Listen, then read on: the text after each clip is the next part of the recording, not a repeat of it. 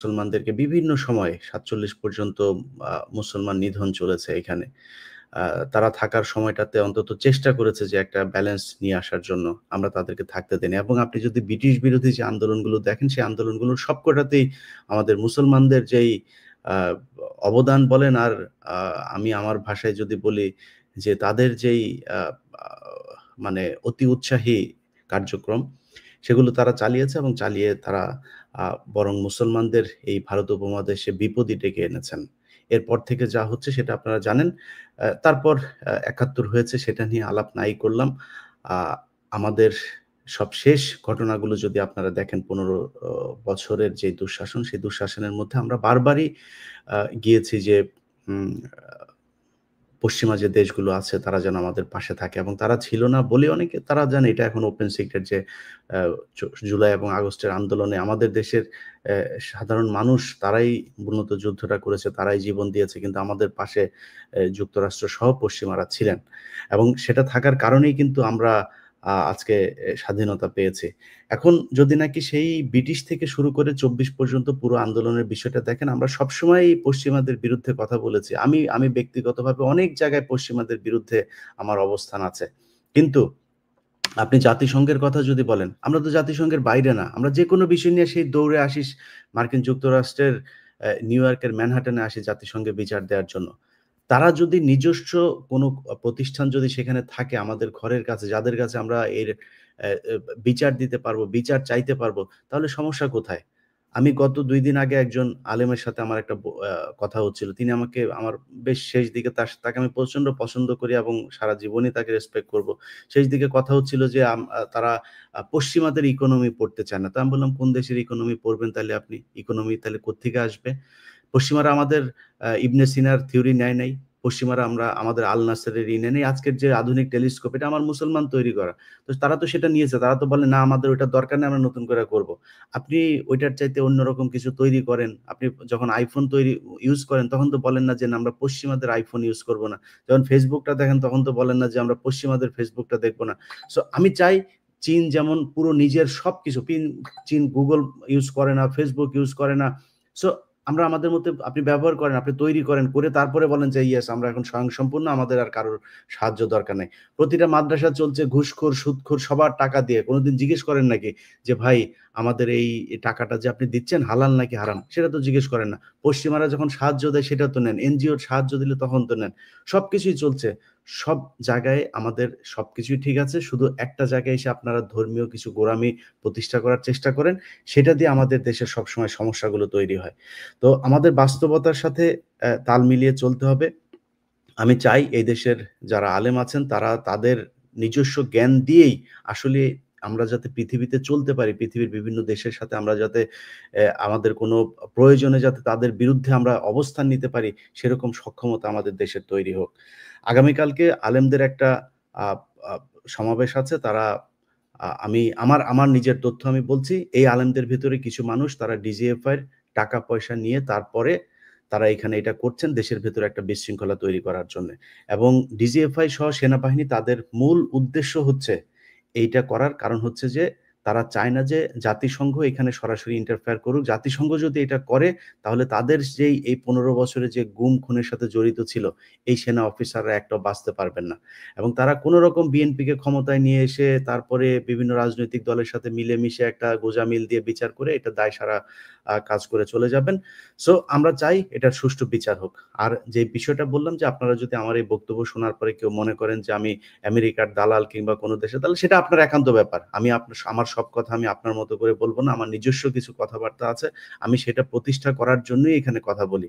So আপনাদের কাছে অনুরোধ থাকবে, বিবেক দিয়ে এটা চিন্তা করতে হবে যে আসলেই কি হচ্ছে আপনার দেশের বিরুদ্ধে। আমার এই দেশের শত্রু আমেরিকা না, আমার দেশের শত্রু ভারত। অতএব ভারতকে মোকাবেলা করতে হলে আমার বিদেশি কোনো রাষ্ট্রের সহায়তা যদি নিতে হয়, সেটা আমাদেরকে নিতে হবে। এবং তাদেরকে কারা তাড়াতে চায়, আপনাদেরকে শুধু একটা সিম্পল কথা বলে আমি আমার মূল আলোচনায় চলে যাই। আপনি বাংলাদেশের ইস্যুতে, বাংলাদেশের স্বাধীনতার ইস্যুতে 'প্রথম আলো' কি বলে সেটা খেয়াল করবেন। 'প্রথম আলো' যেটা বলবে আপনি সেটার বিরুদ্ধে অবস্থান নিবেন। ব্যাস, এই দেশের আর কোনো সমস্যা থাকবে না। এটা আগেও বলেছি, এখনো বলছি। আমরা যেদিন থাকবো না এই দেশে সেদিনও আমাদের এই কথাগুলো আপনাদের নিশ্চয়ই বারবার মনে হবে। সো এমন কোনো ভুল করা যাবে না যেন ওইদিন অনুশোচনা করতে হয়। তো আমরা মূল আলোচনায় চলে যাচ্ছি। আমি সাধারণত আমার টক শোতে অত দীর্ঘ আলোচনা আমি নিজে করি না। আ আজকে একটু শুরুটা আমাদের ঠিক টক শোর আগেই আমরা এই বিষয়গুলো নিয়ে কথা হচ্ছিল, যেই কারণে আমাদের আলোচনার বিষয়বস্তুটাও একটু ভিন্নতা পাবে। আমি যে শিরোনাম দিয়েছি সীমান্ত নিয়ে গভীর ষড়যন্ত্রের ফাঁদ, সেটা নিয়ে আলোচনা হবে এবং আগামীকালের যে অনুষ্ঠান এবং জাতিসংঘের যেই মানবাধিকার অফিস আমাদের বাংলাদেশে করতে যাচ্ছে সেটা নিয়েও কথা বলব। তো আমরা ১ম এই যথারীতি আমাদের মোহাম্মদ হাসান নাসের স্যার, আপনার কাছ থেকে শুরু করি। আ কি হচ্ছে, আ সামনে কি হতে যাচ্ছে একটু বলুন। এই ষড়যন্ত্রটা তো আস্তে আস্তে গভীরের দিকে যাচ্ছে, আমরা যেটা দেখছি। মানে জুলাইয়ের 5ই আগস্টের পর থেকে জুলাই আন্দোলনকে সফল করার অনেক চেষ্টা করা সত্ত্বেও যে পরিবর্তন আমরা আশা করেছিলাম সেটা তো সম্ভব হয় নাই। এবং সেই পর মুহূর্তেই যারা স্বৈরাচার গোষ্ঠী, যারা দেশের ভিতরে আছে, বিভিন্ন অবস্থানে রয়েছে, তারা কিন্তু কিছুদিন হলেও একটু চুপ করেছিল। কিন্তু আমরা গত মাসখানেক দেখছি, বিশেষ করে ১লা জুলাইয়ের পর থেকে সমস্ত বাহিনী যেন একসাথে আবার ফেরত এসে তাদের পূর্বের কার্যক্রমে ফেরত আসার চেষ্টা করছে। এবং সেটার মধ্যে সবথেকে বেশি শক্তিশালী হিসেবে ফেরত আসছে সেনা বা সশস্ত্র বাহিনীর গোয়েন্দা সংস্থাগুলো। আর সেই সাথে হেলমেট বাহিনী বা সরকারের যেগুলা হাসিনা সরকারের যে সন্ত্রাসী বাহিনী ছিল, তারাও সব ফেরত আসতেছে। তো এই জিনিসগুলা আমাদেরকে কিন্তু মানে রীতিমতন অশনি সংকেত বলতে হবে দেশের জন্য। এবং আমরা দেশের আইন শৃঙ্খলা পরিস্থিতিটাও মনে হচ্ছে যেন আল্লাহ চালাচ্ছে দেশটা। এবং যেখানে ক্রাইসিস ম্যানেজমেন্ট হচ্ছে, এখানে কিন্তু কোনো প্রিভেন্টিভ কোনো অ্যারেঞ্জমেন্ট হচ্ছে না। একটা দুর্ঘটনা ঘটে গেলে আমরা দেখছি সেখানে যে বিভিন্নভাবে মানে পরিস্থিতিটাকে নিয়ন্ত্রণের চেষ্টা করা হচ্ছে। একটা সরকার তো এইভাবে চলতে পারে না। এটাই হইতে পারে ইন্টারিম গভর্নমেন্ট, কিন্তু এই গভর্নমেন্টের সরকারের জনগণের ট্যাক্সের টাকায় সমস্ত বাহিনী তাদের বেতন ভাতা সুযোগ সুবিধা সবকিছুই পাচ্ছে, কিন্তু তাদের যে কাজের যে রেজাল্টটা আউটকামটা, সেই আউটকামটা কিন্তু আমরা দেখছি না। সবার কাছে একটা এক্সকিউজ আছে, একটা দুর্ঘটনা ঘটার পরে সাথে সাথে উইদিন মিনিটস কোন রকম তদন্ত ছাড়াই কিন্তু আমরা তদন্তের পরবর্তীতে কি আসবে সেটা জেনে যাচ্ছি। এটাই কিন্তু বলে যে সমস্ত সিস্টেমটা একটা মাফিয়া তন্ত্রের ভিতরে ঢুকে গেছে এবং সেই গোষ্ঠীটাই সমস্ত কিছু মানে নিয়ন্ত্রণ করতে, এবং আলটিমেটলি জনগণ এটার প্রাইস দিচ্ছে। একটা দেশের জনগণের ট্যাক্সের টাকার প্লেন বলি, একটা ট্যাক্সের টাকায় প্রশিক্ষিত পাইলট বলি, আর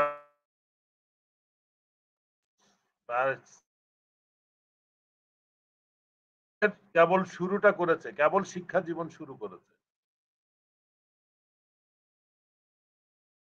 টাকা দিয়ে কি আমরা মা বাবাকে কিছু কম্পেনসেশন দিয়ে কি এটা আমরা পূরণ করতে পারবো? কিন্তু এই ঘটনা আবার যে ঘটবে না, সেটার কিন্তু কোন রকম প্রস্তুতি আমরা দেখছি না। সশস্ত্র বাহিনীর সৈনিকরা কিন্তু অনেক ভালো কাজ করছে, উদ্ধার কার্য বলি। আমার কথা হচ্ছে সেটার আগে প্রিভেনশনের ব্যবস্থাটা আমরা করেছিলাম কিনা, সেটা হয় নাই। সশস্ত্র বাহিনী তাদের এখন অভিযোগ হচ্ছে যে তাদের সম্পর্কে কিছু বলা যাবে না। আমরা কিন্তু সশস্ত্র বাহিনীর সম্পর্কে কিছু বলি না। সশস্ত্র বাহিনীর 99.9% সিস্টেম এবং গর্ব করার মতো সমস্ত সৈনিক এবং অফিসার সব বৃন্দ, কিন্তু একটা সংখ্যা যারা এখন টপ অফ দি এশেলন আছে, যাদের নিয়ন্ত্রণে রয়েছে বাকি বাহিনী, জিম্মি বলা যেতে পারে, এবং তারা কিন্তু তাদের দুর্বলতা ঢাকার জন্য, তাদের অপরাধ কার্যক্রম ঢাকার জন্য বিভিন্ন রকম পন্থা অবলম্বন করতেছে, এবং সেটা খুব নিকৃষ্টতম পন্থা। এবং সেটা তাদের পারিবারিক পরিচয়, তাদের ব্যাকগ্রাউন্ড এগুলা শো করে যে বাংলাদেশের কি দুর্ভাগ্য যে আমরা সশস্ত্র বাহিনীতে গোয়েন্দা সংস্থায় নেতৃত্বে এমন কিছু অফিসারকে নিয়ে এসেছি যাদের পারিবারিক ব্যাকগ্রাউন্ড নিয়ে এখন প্রশ্ন উঠছে যে আমি যদি আপনার মা বোনকে নিয়ে প্রশ্ন তুলতে পারি। আমার কি আমি কখনো মনে করছি না যে আমার বাড়িতেও আমার মা বোন, আমার স্ত্রী, আমার মেয়ে সন্তান আছে। এই জিনিসটা কেউ রিয়ালাইজ করছে না এবং খুব নিকৃষ্ট ভাবে তারা পার্সোনালি অ্যাটাক করতেছে। কারো সম্মান বোধে তারা কোনো প্রশ্ন তুলছে না, মানে কেয়ার করছে না যে আমি কার কতটুকু সম্মান দিতে চাই। আমার প্রশ্ন যে কারোর বিরুদ্ধে যদি আমার কোনো অভিযোগ থাকে প্রমাণ সহ, আমি বলতেছি কারোর বিরুদ্ধে আমি ভুল বলতেছি, তুমি আমাকে চ্যালেঞ্জ করো, আমাকে কোর্টে নিয়ে যাও, কিন্তু আমার নামে ফটোকার্ড বানিয়ে তো তুমি আমাকে থামাইতে পারবা না। আমার নামে প্রকৃত প্রমাণ থাকলে তোমার সমস্ত এজেন্সি তোমার কন্ট্রোলে, তুমি আদালতে বললে বিচার বন্ধ হয়ে যায়, তুমি পুলিশে বললে পুলিশ কোনো কাজ করা বন্ধ করে দেয়। কিন্তু একটা লেফটেন্যান্ট ইফতেখারের সাজানো একটা নাটক, আপনি যদি কর্নেল মুস্তাফিজের ভিডিওটা দেখে থাকেন, সে একটা পুরনো কম্পিউটার কিনতে গেছিল, সেইটাকে কিভাবে নাটক করে সমস্ত মিডিয়াতে, টেলিভিশনে, নিউজ পেপারে প্রকাশ করে একটা খুন করে, মানে দুর্নীতি করে, হাজার কোটি দুর্নীতি করে তাদের আমরা জেলে নিতে পারি নাই, কিন্তু একটা পুরনো কম্পিউটার কিনতে গেছে সে, যে বাসার থেকে 1 কিলোমিটার দূরে মিলিটারি চেকপোস্টের সামনে তাকে ডাকাত বলে ধরে তাকে রিমান্ডে নেওয়া হয়েছে 7 দিন, 10 দিন চা হয়েছে, 10 দিন 7 দিন, এবং সেটা সমস্ত মিডিয়াতে প্রচার করা হয়েছে। তা আমরা বাকি এই গুম খুনের এদেরকে দেখছি না কেন টেলিভিশনে, নিউজ পেপারে? এদের চাহিদা কেন হচ্ছে না? এদের ব্যাপারে জনগণকে জেগে উঠতে হবে। আজ বাহিনী কিন্তু তাদের ক্রিমিনালদেরকে হস্তান্তর করবে না, একজন আরেকজনকে প্রোটেকশন দিচ্ছে। আমরা এখন এমন পর্যায়ে চলে গেছি এবং আমাদেরকে প্রতিদিন এটা বলতে হবে। আগে আমরা শিখে এসেছি যে হিটলারের একটা ইয়ে ছিল, গোয়েবলস ছিল, সে মিথ্যাকে 10 বার বলে এটাকে সত্য প্রমাণ করার চেষ্টা করত।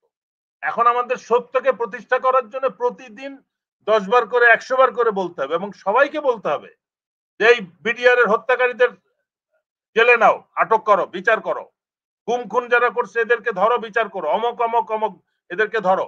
আজকেও আমরা দেখলাম একজনের বিমান বাহিনী প্রধানের বিদেশ যাত্রা নিষেধাজ্ঞা পরিবার সহ। এই মস্করার কি মানে আমি বুঝলাম না। যে বহুদিন আগে এসে পরিবার সহ বিদেশে বসবাস করতেছে। There has to be some, মানে limit to all this mockery. এই সমস্ত অর্গানাইজেশন তদন্ত করতেছে, তদন্তের এক পর্যায়ে ইন্ডিভিজুয়ালকে মেসেজ দিচ্ছে যে আমরা এমন পর্যায়ে চলে গেছি যে আপনাকে অ্যারেস্ট করতে হবে, আপনি তাড়াতাড়ি দেশ ছাড়েন, এবং তার সমস্ত ব্যাংক অ্যাকাউন্ট খালি করে দেশ ছেড়ে চলে যাচ্ছে।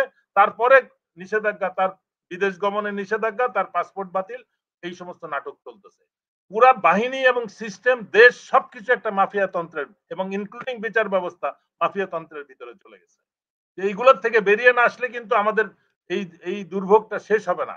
এই কয়দিন পর পর আম জনতা জীবন দিবে, আম জনতা আহত হবে, পঙ্গু হবে, এটার কোনো চিকিৎসা হবে না, তাদের কোনো ভবিষ্যৎ কোনো থাকবে না।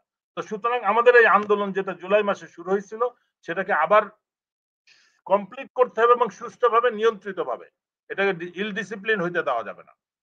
কিন্তু এবং আমার কষ্ট হচ্ছে যে যে দেশকে সুষ্ঠুভাবে পরিচালনার জন্য সশস্ত্র বাহিনী একটা দৃঢ় অবস্থান গ্রহণ করে, সৎ এবং দেশপ্রেমিক অবস্থান গ্রহণ করে, সেই সশস্ত্র বাহিনীর নেতৃত্বরা এখন চরম দুর্নীতিবাজ এবং মানে অতি নিকৃষ্ট মানের পারিবারিক ব্যাকগ্রাউন্ড তারা শো করতেছে তাদের, এবং তারা মনে করতেছে যে এইভাবে তারা একজনকে সত্যি কথা বলা থেকে বন্ধ করবে। কিন্তু তারা আমাকে দুর্ভাগ্য যে এরা কেউ আমার সাথে চাকরি করে নাই, তাহলে এই দুঃসাহসটা দেখাইতো না। তারা জানতো যে আমি কোনখানে যেয়ে থামবো। আমাকে যে এইভাবে তারা কিভাবে করতে পারবে, আমাকে অ্যাটাক করা ছাড়া আর কোনো কিছু আমাকে থামাইতে পারবে না। যতভাবে চেষ্টা করে করুক, যতভাবেই আমাকে অপমানিত করার চেষ্টা করুক, দেশবাসী আমার সাথে যারা চাকরি করেছে, আমার সাথে যারা বসবাস করে, তারা আমাকে খুব ভালো জানে। ওই ফটো কার্ড দিয়ে আমার চরিত্র হনন, একবার সিআইএ, একবার র, একবার আইএসআই, একবার আরএসএ, মানে ওই রোহিঙ্গা, এই সমস্ত আমার সশস্ত্র বাহিনীর সদস্য আমার বাড়িতে ডিওএইচএসই হবে। আমি কেন বনানী থাকি এটা সবার জানার কথা, সবার কারণে আমি সশস্ত্র বাহিনীর অসহযোগিতা এবং ডিজিএফআই এর হস্তক্ষেপের কারণে আমি আমার ডিওএইচএস এর বাড়িতে উঠতে পারছি না, এবং তাদের সাথে কাজ করে আয়নাঘরের ইন্টারোগেটর ভাড়া খাটতো যারা, তার নিয়ন্ত্রণে আমার বাড়ি রয়েছে, এবং তাকে সমস্ত রকম সেনা সদর থেকে শুরু করে সমস্ত এজেন্সি তাকে সাপোর্ট দিচ্ছে, এবং তাকে জেলে না আনা পর্যন্ত আমি বাড়িতে উঠবো না, ঠিক করছি। ধন্যবাদ। হাসিনুর স্যার, কি কি ষড়যন্ত্র হচ্ছে দেশ নিয়ে? আগামীকালকে জাতিসংঘের যেই মানবাধিকার কমিশনের যেই স্থায়ী অফিস আমাদের দেশে করার কথা চলছে, দীর্ঘদিন ধরেই কথা হচ্ছে এটা নিয়ে। এটা নিয়ে কি কি খবর আপনার কাছে আছে স্যার? আজকে এটা জুলাই মাস, আবু সাইদের মাস। আমি গর্বিত, মহান আল্লাহ তাকে বেহেশতে নসিব করুক সকল নিহত সদস্যদের। তারপরও ভারাক্রান্ত আমাদের মাইলস্টোনের মেয়ে বাচ্চারা মারা গেছে, ছেলেরা মারা গেছে, এটা মানে নেওয়া যায় না শরীরে। আজকে শুনলাম 5টা লাশ ডিএনএর মাধ্যমে হস্তান্তর করা হয়েছে, 5টাই মেয়ে বাচ্চা। রিয়াজ ভাই বুঝাইতে পারবো না আমার 3টা মেয়ে, এটা কত আদরের। বাপ মাদের কত কষ্ট পাচ্ছে এই 5টা বাচ্চা তারা গ্রহণ করছে। আমার জাতি লজ্জা হওয়া উচিত। আমাদের ভালো বিমান নাই, আমরা কিনতে পারি না ভারতের জন্য। আমি খুব লজ্জা লাগে, আমরা স্বাধীন দেশ বলতে লজ্জা লাগে। আমার দেশটা আমি পরাধীন হয়ে গেছি, আরো পরাধীন হচ্ছি। আমাদের হুজুররা, ধর্মীয় নেতারা, আমি জানি না এত বোকা হয় কেন। তার নিজ চোখে দেখছে হরকতুল জেহাদ জীবন মরণ দিয়ে ডিজিএফের সাথে কাজ করছে। সত্য কথা, বিএনপির সময় আমি হরকতুল জেহাদের ডিভিশন কমান্ডার মালানা ইয়াহিয়াকে গ্রেপ্তার করছি। জেনারেল রুমিং ওয়াদের ঠাকুরকে রিং করে আমার সামনে বসে আমাদের সোর্স হাসিনকে বলো কাজে লাগাইতে। আমি প্রকাশের নাম বলে দিলাম। এরা কাজ করতে, কিন্তু দেখেন যখনই আওয়ামী লীগ সরকার আসলো সবগুলো ধরে জেলে পাঠানো হলো, এখন পর্যন্ত মুক্তি পায় নাই। শেখ ফরিদ সালাম সাহেব মারা গেছে, ইয়া মারা গেছে। লজ্জা, দেশের জন্য কাজ করতে দেয় তারা।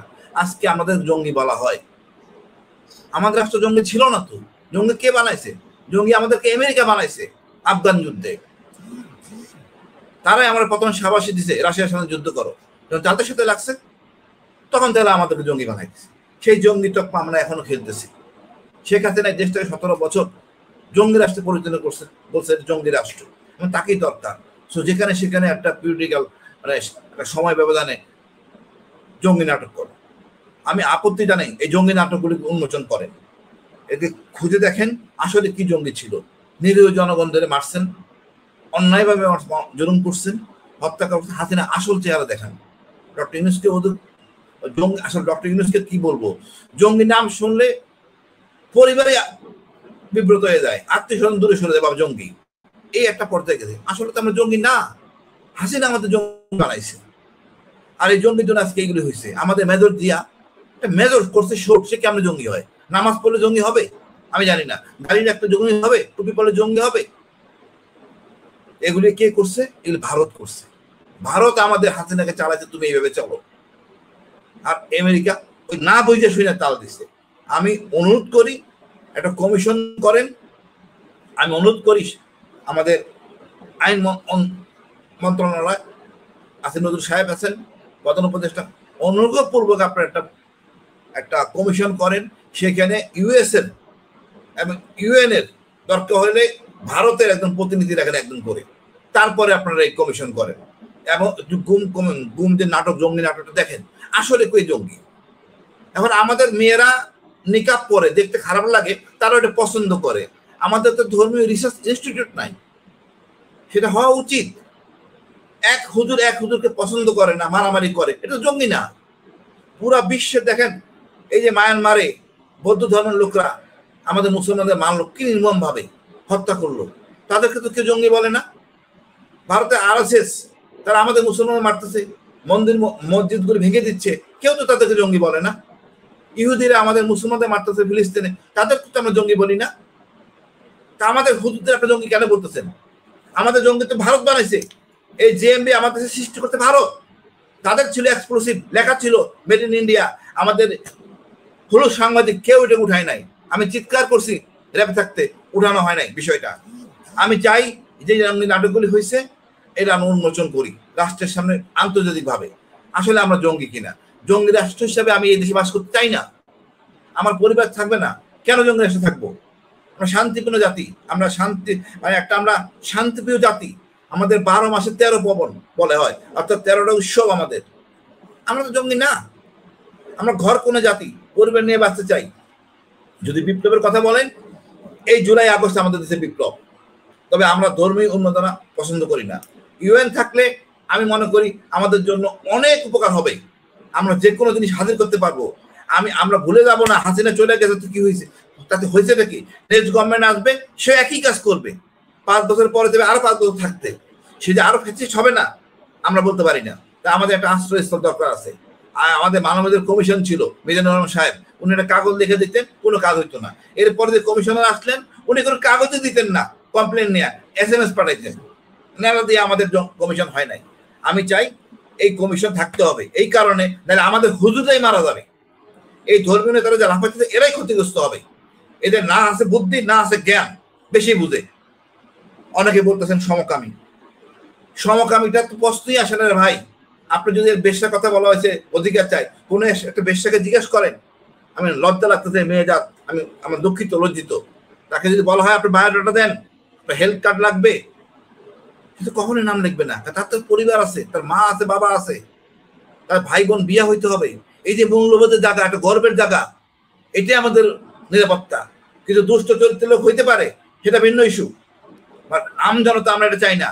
এটা গর্বের জায়গা আমাদের জাতি, আমাদের নারীরা। সুতরাং ওই যে সমকামের কথা বলে UN চলে যাও, এই তকমা বাদ দেন। সত্য কথা, আপনারা বিপদে পড়বেন।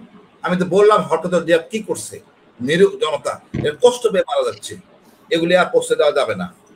আমরা যদি বলি সত্য কথা, ভারতের প্রেসক্রিপশনে চললে আমরা নিজেরা কট হচ্ছি কারণ ছাড়া। আমি অনেক পড়াশোনা, অনেক কথাবার্তা বলে বাইক করলাম যে ঘটনাটা এখানে ঘটে গেছে। আমাদের হুজুররা রংলি মোটিভেটেড, এবং এদের উচিত কমিশনে কাজ করবে। আমরা অধিকার নিয়ে যাব আদালতের কাছে যে বিচার পাই নাই। তা আমাদের সবার, আমি তো চাই না পার্বত্য চট্টগ্রামে আমি অন্যায় করবো, তো ভয় কিসের আমার? আমি তো ভয় পাই না। আর উল্টা পাল্টা কথা বলতে লাভ নাই এখানে। তো সমগ্র জাতি হবে ন্যায় বিচার। আমি কোনো রাজনৈতিক দল, আমার দেশের রাজনীতির দূষিত, সোজা কথা, আমার দেশের রাজনীতি সুষ্ঠু হইতো, একটা মানদণ্ড থাকতো, দেশে কোনো সমস্যাই থাকতো না।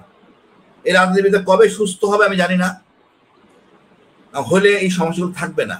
তবে আমাদের সেনাবাহিনী অসহায়, আমাদের গর্বের সেনাবাহিনী অসহায়। আজকে যে লাফালাফি করতেছে ওয়াকার বাঁচানোর জন্য, এটা কিছু করার ছিল না। তারা সেদিকে বলছে ডুইট স্যার, আমরা তো কখনো না বলে অভ্যস্ত না। এই না বলে অভ্যস্ত না হতে আমাদের এই সমস্যাটা আমরা সবাই পড়ে গেছি। আমি ওইটা, তাও আমরা দেখেন, আমরা কথা হলো এই সেনাবাহিনীকে আবার নষ্ট করা হবে, যেই সরকারই আসুক। বিএনপি বাধ্য হবে ভারতের কথা শুনতে। এখন দেখেন আমাদেরকে পেস্কিতে ফেলাইতেছে। ওই আমাদের বলা হলো ট্যাক্স বা আমেরিকা, এখন বলা হচ্ছে যে আমেরিকান প্রোডাক্ট কিনতে হবে, চায়নাটা কিনা যাবে না। আমরা কি চায়নার চাকর না আমেরিকার চাকর না পাকিস্তানের চাকর? আমরা তো নিজের পয়সায় চলি। কিন্তু একবার করিডোর, একবার এসব ফাইল লেমে করার কোনো কারণ নাই। আমাদের বিচার দর জায়গা থাকবে। এই জিনিসটা যদি অন্যায় করে আমরা ওই UN এর কাছে রিপোর্ট কমপ্লেন করতে পারবো। আমাদের ওই সচিবালয় যমুনাতে দিতে হবে না। UN এ যদি ওই মানবাধিকার অফিসটা থাকে, যে কেউ চিঠি দিতে পারবে, ন্যায় বিচার পাবে। এই জিনিসটা মাথায় ভর্তি থাকে। আল্লাহর রাস্তে এই UN এর পেপার নিয়ে কথা বলেন না। আর আপনার মেয়ে যদি সমকামী হইতে চায়, আপনি কি ঠেকাইতে পারবেন? কোনোদিন পারবেন না। স্যার আপনি একটা জিনিস দেখেন, মানে আমরা সারাদিন আমরা যেই নিউজগুলো দেখি, আজকেও কিছুক্ষণ আগে আমি যখন টক শো করছি তখন রফিকুল ইসলাম মাদানি ভাই আমার একটা পাঠাইছে যে ভাই দেখেন সমকামিতা কোথায় হয়। এই যে এক ইয়েতে আপনার ইউনিভার্সিটিতে আপনার সেখান থেকে 4 জনকে ধরা হয়েছে, বহিষ্কার করা হয়েছে এই কারণে। বাংলাদেশে আমি সাংবাদিক হিসেবে যতটুকু আমার মানে কাছে তথ্য আছে, সবচাইতে বেশি সমকামিতা হয় হচ্ছে মিডিয়াতে। এই যে মডেল নিয়ে আসা হয় ছেলেদেরকে মডেল হিসাবে, আমি নাম বললাম না, খুব খুব রিনাউন্ড মডেল আছে বাংলাদেশের ছেলে, তাদেরকে এই সে কিন্তু সমকামী না, কিন্তু তাকে সমকামিতা করতে বাধ্য করা হয় বিভিন্ন পরিচালক, প্রযোজক এবং এইরকম বিভিন্ন লোকজন তাদেরকে সমকামিতার মধ্যে ঢুকায়। তারপরে বিভিন্ন ইউনিভার্সিটি, মাদ্রাসাতে পর্যন্ত। তো আপনি যদি মনে করেন যে জাতিসংঘ আমাদেরকে এসে এখন সমকামী বানাবে, সমকামিতা শিখাবে, এই যে সমকামিতা চলছিল এগুলো কে শিখিয়েছে? তখন তো ছিল না। কারণ আপনার ভাই, আপনি পরিবার থেকে এই শিক্ষা দিতে হবে যে আপনার সন্তান সমকামী হবে, লেসবিয়ান হবে, গে হবে, কি হবে সেটা একমাত্র আপনি সেটা ঠিক করবেন। আপনি যদি ঠিক করতে না পারেন সেটা আপনার সমস্যা, সেটা জাতিসংঘের সমস্যা না। কিন্তু আমরা জাতিসংঘের বিষয়ে যে বিষয়টা যে আমাদেরকে, আপনি এককভাবে যদি নাকি কিছু করতে পারেন আমি স্যালুট করি, যে করতে পারবে, সেটা মাদ্রাসার হুজুররা করুক আর বুয়েটের কেউ করুক, কোনো পলিটিশিয়ান করুক, যে করে, আমরা পৃথিবীর কোনো দেশের কাছ থেকে কোনো সাহায্য নিব না, কোনো তাদের সাথে কোনো সম্পর্ক না, আমরা এককভাবে স্বয়ংসম্পূর্ণ। আপনি করেন, উত্তর কোরিয়া তো তাদের ওইখানে কারোর কোনো পাত্তা দেয় না, যা মনে চায় তাই করে। স্বয়ংসম্পূর্ণ হন, যে বলেন যে হ্যাঁ আমার এখানে কেউ অ্যাটাক করতে পারবে না, আমার দেশ আবার 15 বছর ধরে কোনো দেশের এই অধীনে এইভাবে থাকবে না। সো আমরা তখন আপনাদের সাথে থাকবো। কিন্তু আমি মনে করি যে বাংলাদেশ এখনো 2 টাকার দরকার হলে বিশ্ব ব্যাংকের কাছে যায়।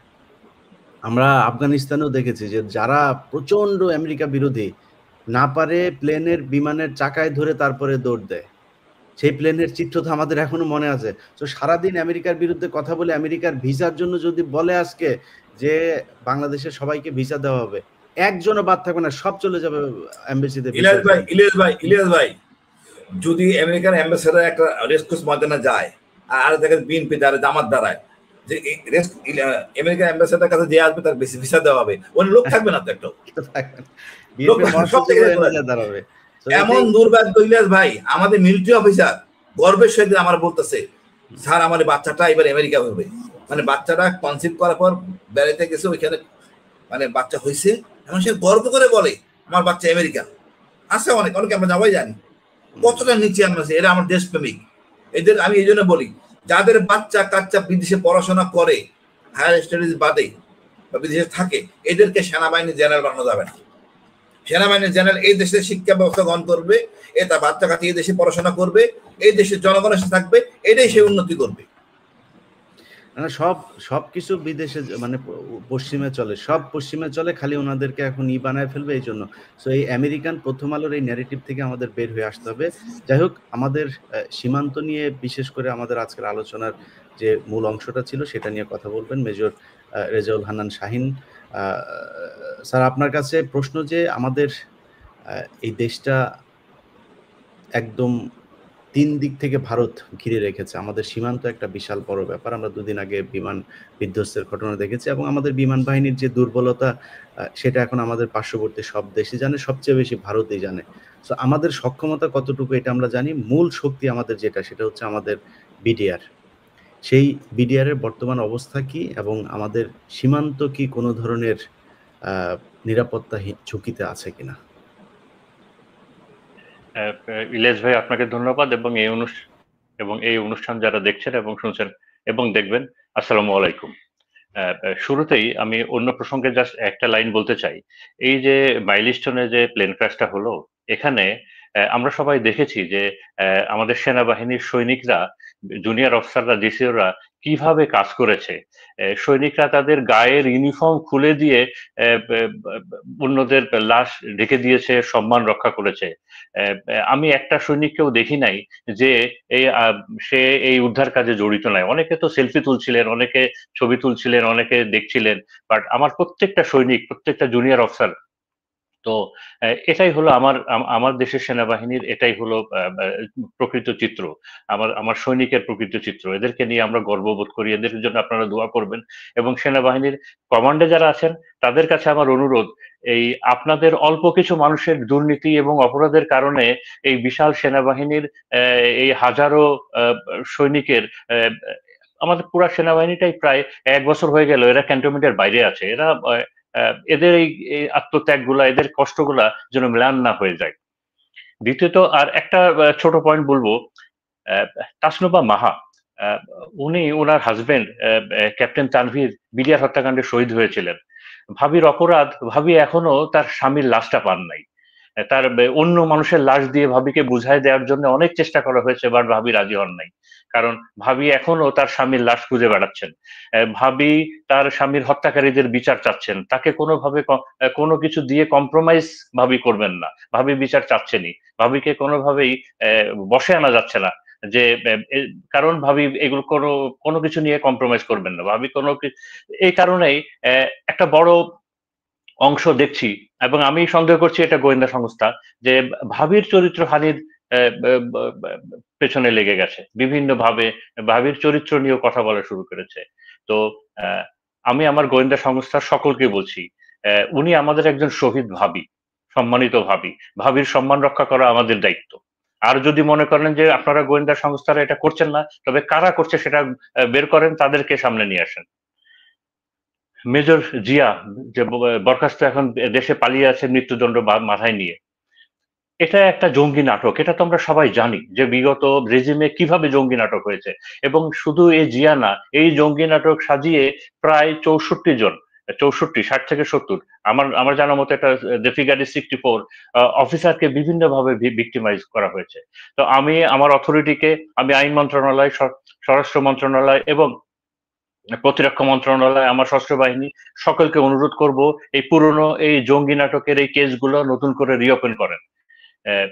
জিয়ার মায়ের কান্না, জিয়া এর আম্মা একটা অনুষ্ঠানে এসে কান্নাকাটি করতে করতে বলছিলেন যে অনেক বছর হয়ে গেল আমি আমার ছেলেকে দেখি না।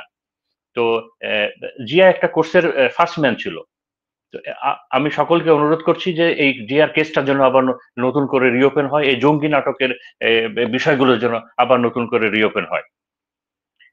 এরপরে বিডিআর নিয়ে, বিজিবি নিয়ে কোনো ইস্যু নিয়ে কথা বলতে আসলেই একটা চক্র আমাদেরকে একটা ফ্রেমে ফেলে দেয়।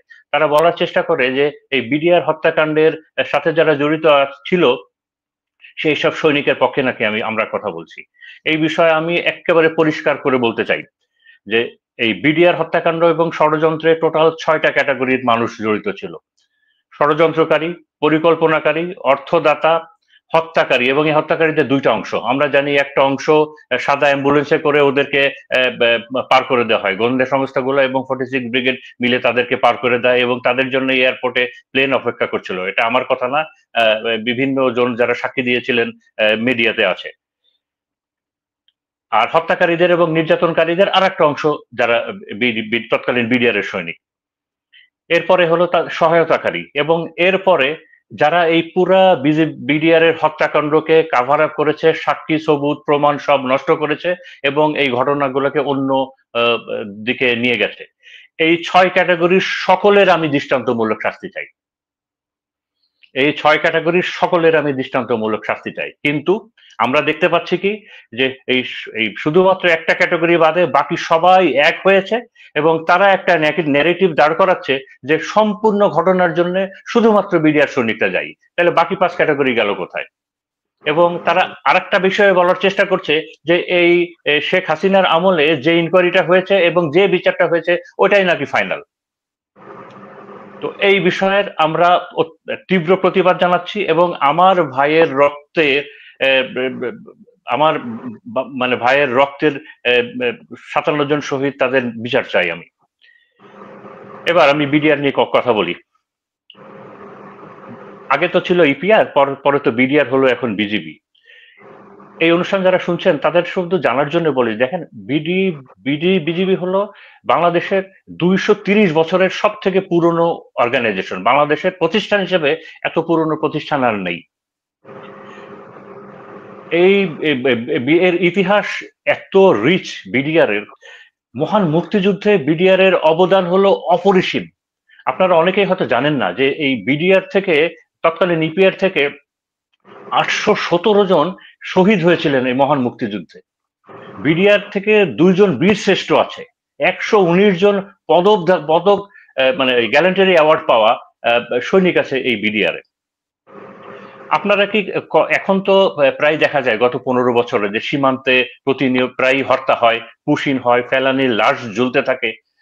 2009 সালের আগের বিডিআর এর আপনারা একটু আপনাদের মেমোরিটা একটু চিন্তা করে দেখেন তো, সংবাদ মিডিয়াতে খুঁজে দেখেন তো যে 2000 স্বাধীনতার পর থেকে 2009 পর্যন্ত সীমান্তে হত্যাকাণ্ড হয়েছে কিনা, হলে কত কিভাবে হয়েছে, দেখবেন হয়নি। কারণ সেই সময়কার বিডিআর দেশপ্রেমিক ছিল, সাহসী ছিল এবং তারা পেশাদার ছিল। আমাদের এই উপমহাদেশে যতগুলো বর্ডার গার্ডিং ফোর্স আছে, আমাদের বিজিবি কিংবা বিএসএফ, পাকিস্তানের, মায়ানমারের, চায়নার, সব থেকে সাহসী, দেশপ্রেমিক এবং প্রফেশনাল ফোর্স ছিল হলো বিডিআর। আমি শুধু তাদের পুরনো একটা ঘটনা বলে শেষ করব। সিলেটের পদুয়াতে বিএসএফ যখন মার খাওয়ার পরে তারা আমাদের যে রৌমারী যুদ্ধের কথা জানেন, রৌমারী বড়ইবাড়ি কুড়িগ্রামের এই এলাকাটা, এই গ্রামটা দখল করার জন্য গ্রামবাসীর ভাষ্য মতে প্রায় 300 থেকে 400 ইন্ডিয়ান বিএসএফ এর সৈনিকরা এই গ্রামবাসীটা রাতের অন্ধকারে ঘিরে ফেলে। ওইখানে একটা বিওপি ছিল, বড়াইবাড়ি বিওপি। এই বিওপিতে সদস্য সংখ্যা ছিল মাত্র 11 জন। এই 11 জন তারা ডিসিশন নেয় যে তারা ফাইট করবে।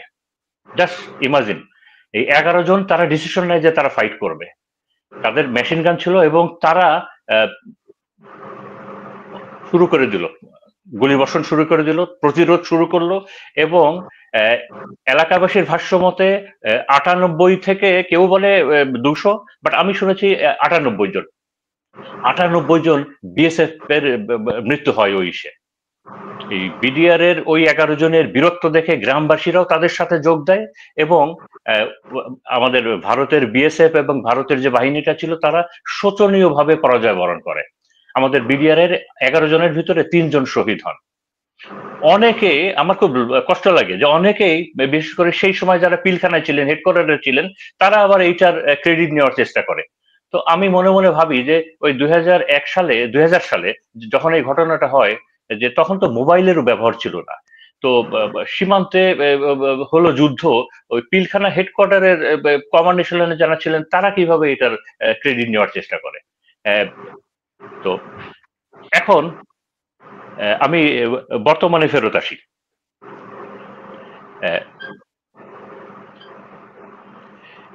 একটা বিষয়ে কিছু কথা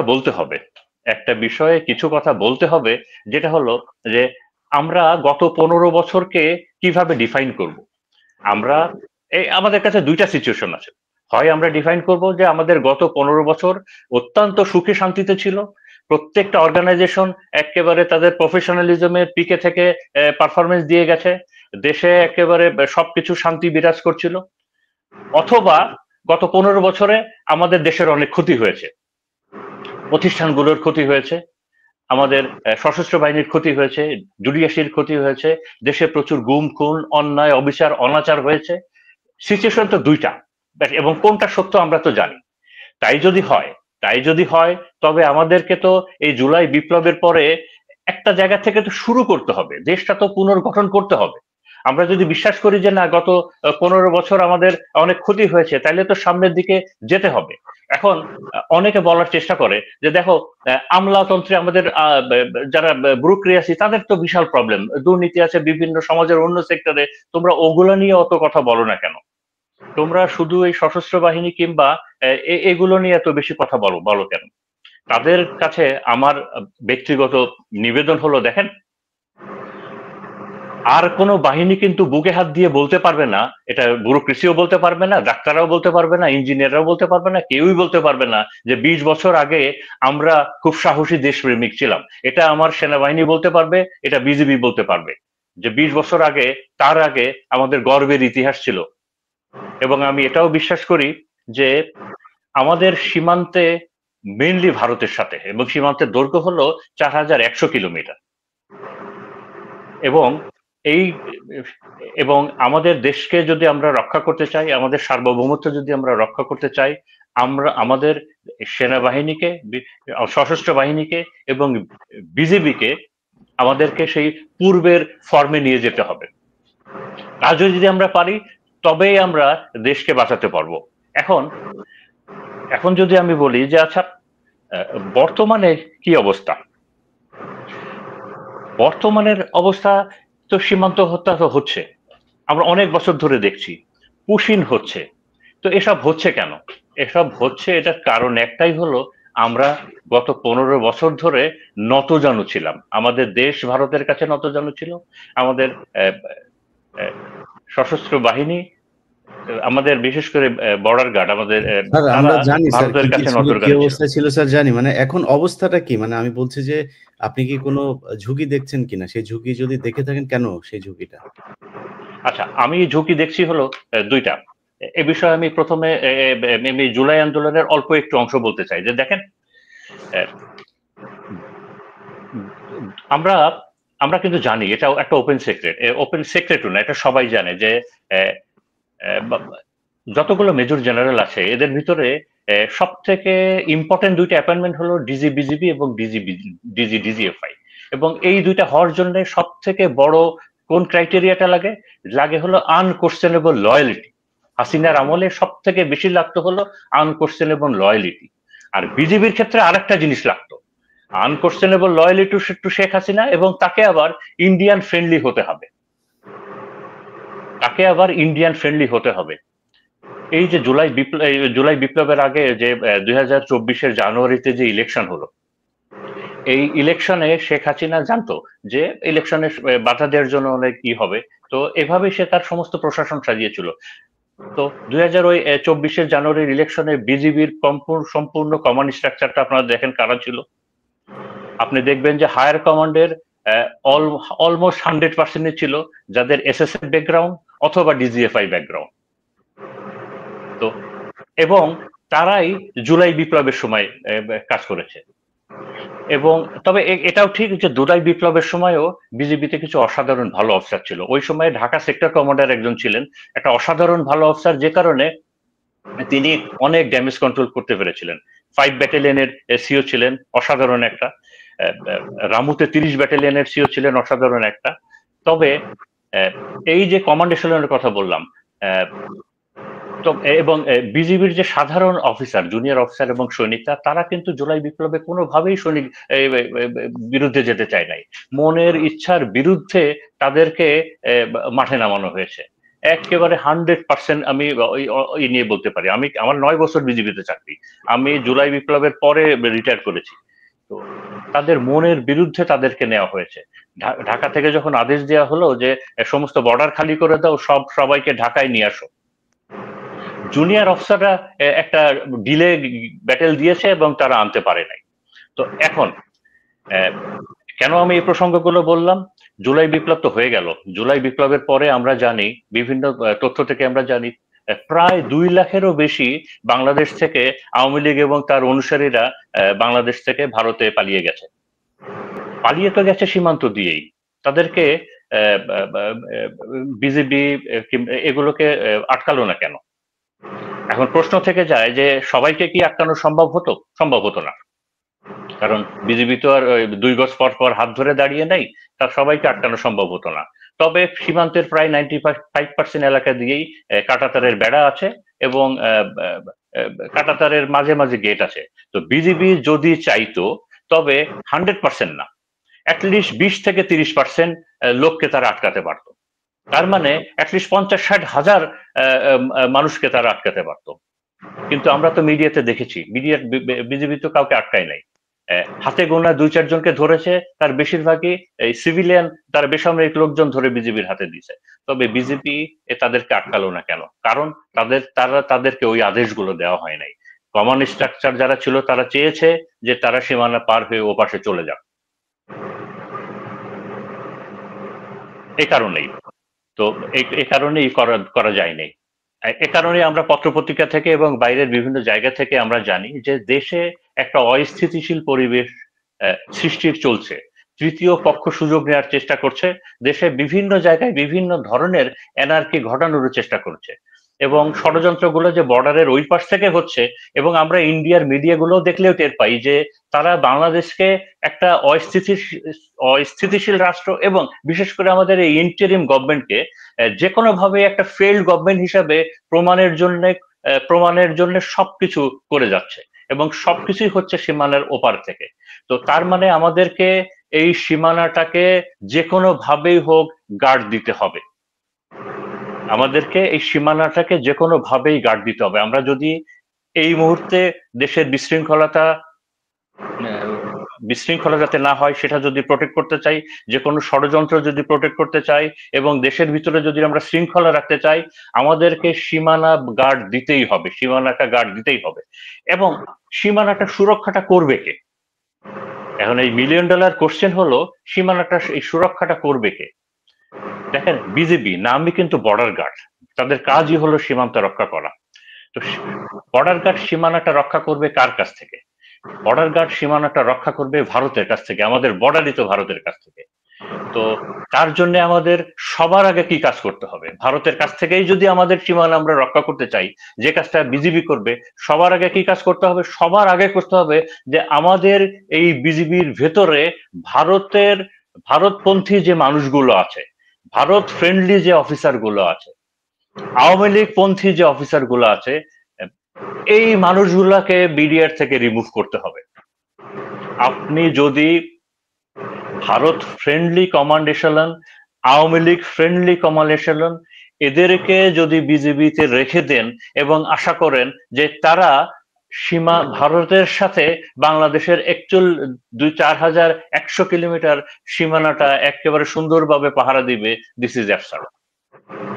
তো এটার প্রথম কাজই হলো এটা। আপনি করবেন কিনা, সরকার করবে কিনা সেটা অন্য বিষয়। দ্বিতীয়ত হলো, এটাই যদি আমরা করতে পারি তাহলেই এই ইন আউটটা বন্ধ হবে।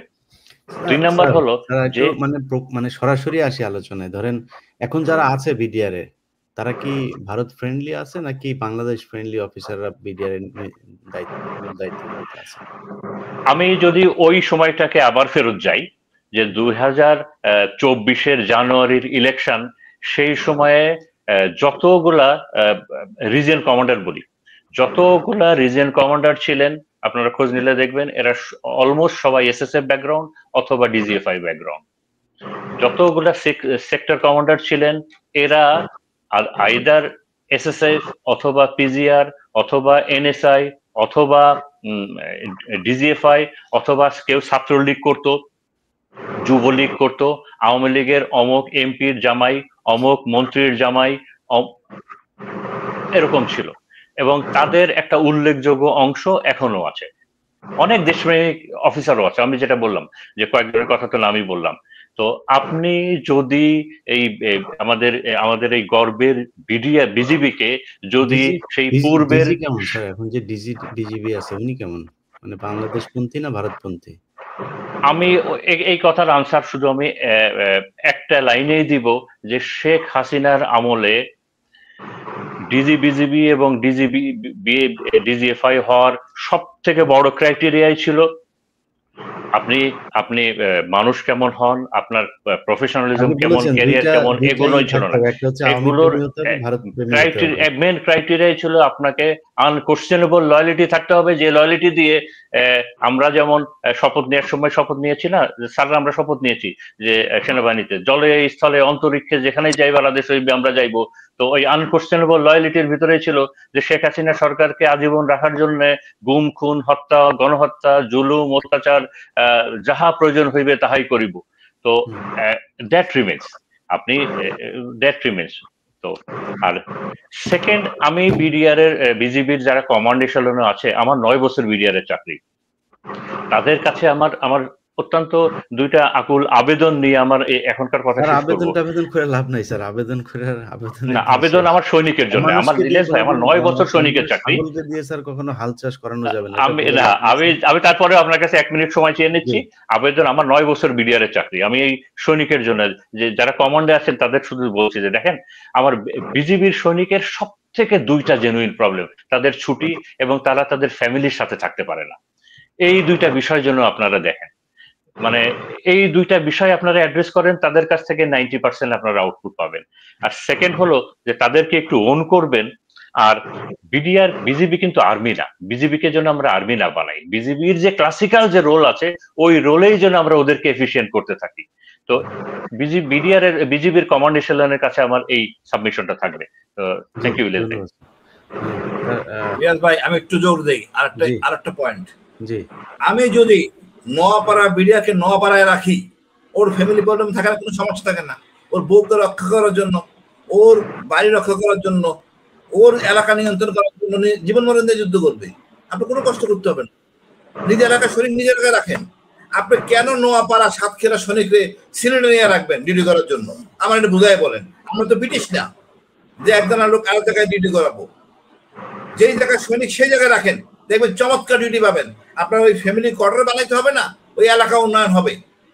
এটা শুধু বিডিআর না, এটা আপনার পুলিশেরও দরকার, যাতে নিজের বেতনের টাকা দেশে কাজ মানে দেশ সেবা করতে পারে। এখন তারা কি করে, উপদেশ দেয় এমপি মন্ত্রী রাজনীতিবিদদের, তখন উপদেশ নেবে তার শিক্ষকের, তার পরিবারের শিক্ষকের, মাদ্রাসার টিচারের। দেশটা সুন্দর শান্তি হবে।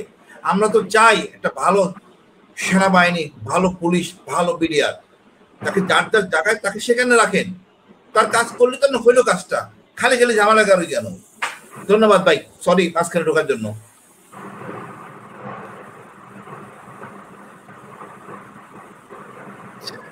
স্যার আপনি শেষ করে দেন তাহলে। জি, না আমি বলো হাসিন, বলো। না, আমি বলতে চাচ্ছিলাম স্যার, ওটা একসময় অন্য সময় আলোচনা করি। মানে আমাদের আসলে যেই লোকগুলি নির্বাচনের সময় ছিল, আমি ওটাও বলবো না। এখন তো মনে করেন নুরুদ্দা সাহেব বলছেন যে নির্বাচন 18 সালে কি হয়েছে, 164 করছেন। এই 164 পরিষ্কার করে বলছেন গোয়েন্দারা জড়িত ছিল। টান দিলে কিন্তু আপনি জেনারেল খুঁজে পাবেন না, এমনিতে মহাবিপদ। এই জন্য ইউএন থাকতে হবে। তারপরে আইজিপি উনি যদি বলেন তাহলে অনেক বিপদ আছে। কোর কমিটিতে কারা ছিলেন, তারা কারা কারা কারা আদেশ পাইছেন। তারপরে খায়রুল সাহেব এখন ধরা পড়ছেন। সুতরাং দায় এড়ানো খুব কষ্ট। আমি মনে করি সবাই আমরা সত্য স্বীকার করি, ন্যায় বিচার প্রতিষ্ঠিত করি, দেশটাকে শান্তির জায়গায় নিয়ে আসি। ধন্যবাদ। জি হাসান নাসির, আপনি শেষ করে আমি একটু জাস্ট এই কতগুলো কথা আবার আমরা সশস্ত্র বাহিনীকে প্রতিষ্ঠান হিসেবে, জাতির মেরুদণ্ড হিসেবে পুনঃপ্রতিষ্ঠা করতে হবে। কিন্তু আমরা এখনো দেখতেছি যে একটা গোষ্ঠী গত 16 বছরে ঢাকার বিভিন্ন জায়গায়, যেটা অলরেডি মেজর শাহিন বলছে এবং কর্নেল হাসিন টাচ করেছে, এটা কিন্তু এটা বের করা খুব সহজ। তারা ঘুরে ফিরে ডিজিএফআই, র্যাব, এনএসআই, এসএসএফ, তারপরে ঢাকা ক্যান্টনমেন্ট, না হলে ম্যাক্সিমাম তাদের পোস্টিং হচ্ছে সাভারে। এই জিনিসগুলা মানে এইটা কোনো প্রতিষ্ঠান, সশস্ত্র বাহিনীতে এটা কখনো ছিল না। যেটা এই যে গোষ্ঠীটা, একটা গোষ্ঠী, তারা কন্টিনিউয়াসলি এই সার্কেলের মধ্যে রয়েছে, এবং এই সার্কেলটা যদি আইডেন্টিফাই করা যায় তাহলে বোঝা যাবে কারা স্বৈরাচারের। তারা এখনো ষড়যন্ত্র করছে, তারা এখনো ডিস্টেবিলাইজ করার চেষ্টা করছে সব। আমি আপনার সাথে যখন কথা বলতেছি তখন আমার ফেসবুক লক করে ফেলছে, অলরেডি হ্যাক করে ফেলছে। আমাদের এনডিজের আরো কয়েকজনের ফেসবুক হ্যাক করেছে। মানে এটাতে নিশ্চয়ই কোনো সিভিলিয়ান কেউ করবে না। একটা জিনিস বোঝার বিষয়, এই আমরা কথা বলতেছি মোস্টলি সশস্ত্র বাহিনী বা সশস্ত্র বাহিনী সংক্রান্ত সংস্কার, বিচার, পিডিআর হত্যার বিচার, যেটার সাথে সশস্ত্র বাহিনীর কেউ না কেউ জড়িত। তার মানে আমাদের পিছনে কে লেগেছে, কে লাগছে, কে আমাদেরকে ক্ষতিগ্রস্ত বা অপমানিত বা বিব্রত করার চেষ্টা, এটা কিন্তু জনগণ বুঝতে পারছে। এই জিনিসটা সশস্ত্র বাহিনীর এরা বুঝতেছে না, যে আমি যাই কিছু করব, বা আমি যদি আমাদের এই গ্রুপের কারোর বিরুদ্ধে বা আমার বিরুদ্ধে যদি কেউ অ্যাটাক করে, এটা কে করেছে এটা সারা দেশের জনগণ জানে। এবং এটা সত্য হলে তোমাদের কন্ট্রোলে সবকিছু আছে, তোমরা পুরো ফাইল বের করে, মানে ফাইনান্সিয়াল কিছু হইলে তোমরা এনবিআর এ দাও, আইন শৃঙ্খলা বিষয়ে কিছু হইলে তোমরা পুলিশকে দাও, ফটোকার্ড বানাও না। আর সরকার যদি এটাকে মানে নিয়ম শৃঙ্খলার মধ্যে আনতে চায়, তাহলে কিন্তু একটা শাফটিং বাই অর্ডার করাইতে পারে। নিয়ম আছে যে আমি ঢাকায় যারা 3 বছরের বেশি চাকরি করছে তারা বাইরে যাবে, আর বাইরে যারা রয়েছে তারা ঢাকায় ফেরত আসবে। এই একটা রোটেশন যদি করা হয়, তাহলে ঢাকায় আমার মনে হয় এই অনেক সমস্যার সমাধান হয়ে যাবে। কিন্তু দুঃখজনক বিষয়, প্রতিরক্ষা বিষয়ক যিনি উপদেষ্টা, উপদেষ্টা আছেন, তিনিও নীরব, অক্ষম, অকার্যকর। আমাদের নিরাপত্তা বিশেষ উপদেষ্টা যিনি আছেন, তিনি তো একেবারে হারিয়ে গেছেন। আমরা কিন্তু গত 2 মাস জানি না যে দেশে কোনো নিরাপত্তা উপদেষ্টা আছে কিনা। তো এটা আমাদের জন্য কিন্তু খুব বিব্রতকর এবং ভয়ঙ্কর। আমরা দুশ্চিন্তায় আছি। মানে বর্ডারের ওই পার থেকে হুমকি দিচ্ছে, প্রতিদিন আমরা শুনতেছি যে অগণিত লোক বর্ডার ক্রস করে আসতেছে, এবং 5 আগস্টের আগে একটা ভয়ঙ্কর কিছু হবে, কিন্তু তার প্রিপারেশন হিসেবে আমরা কিন্তু কাউকে দেখছি না, কোনো রকম প্রস্তুতি বা কোনো। আমরা সবাইকে যেটা দেখতেছি যে একটা দুর্ঘটনা ঘটলে সেখানে সবাই যে প্রতিকারের ব্যবস্থা নিচ্ছে, তখন বিভিন্ন রকম স্টেটমেন্ট। এখন বিডিআর এর ব্যাপারে যেটা আমার আবার যেটা বললাম, যে আমি 100 বার বলবো, প্রতিদিন আমার সুযোগ থাকলে 100 বার আমি একই কথা বলবো, বিডিআর এর কথা। বিডিআর এর আমাকে একজন গণ্যমান্য ব্যক্তি প্রশ্ন করেছিলেন, বিডিআর এর তো বিচার হয়ে গেছে, আবার কি বিচারের সুযোগ আছে? অবশ্যই আছে। একটা বিডিআর এ যে কোনো সামরিক অফিসার যদি কোনো অপরাধ করে, তাকে বিডিআর এর ওয়ারেন্ট এ হোল্ডার হচ্ছে বিডিআর এর ডিজি, উনি বিচার করতে পারেন। বাট নর্মালি উনি তার প্যারেন্ট ইয়েতে অর্গানাইজেশনে ফেরত পাঠায়, ওখানে তার কোর্ট মার্শাল হয়, তার অ্যাডমিনিস্ট্রেটিভ অর্ডার যেটাই হোক ওইখানে হয়। তাহলে বিডিআর বিদ্রোহের বিচার কেন হলো না, কোর্ট মার্শাল কেন হলো না, এফজিসিএম কেন হলো না? সেই এফজিসিএম তো এখনো করা যায়, সেটা তো এখনো।